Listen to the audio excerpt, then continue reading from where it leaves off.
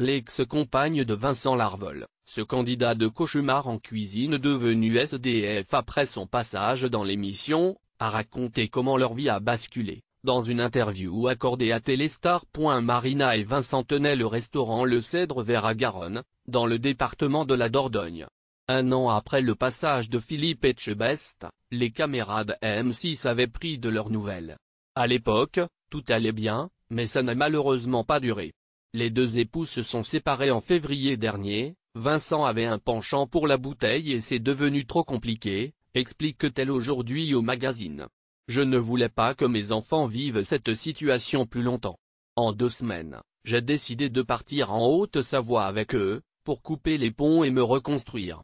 Je ne voulais pas que mes enfants vivent cette situation plus longtemps. À l'hiver dernier, Marina laisse donc Vincent gérer seul l'établissement jusqu'à l'arrivée des nouveaux propriétaires. La mère de famille part se réfugier chez sa sœur puis va vivre quelque temps au camping.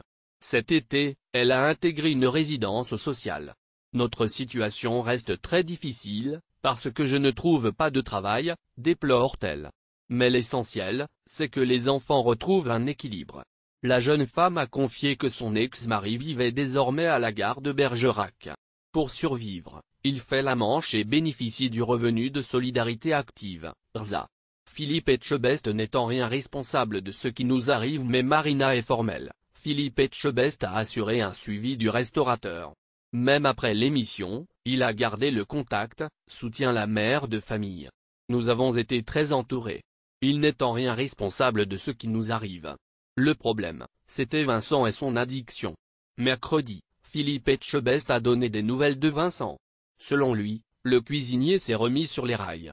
Je peux vous dire que Vincent a retrouvé du travail et un logement, a dévoilé le chef à Télé Loisirs. Je suis très heureux pour lui car Vincent est vraiment un bon gars.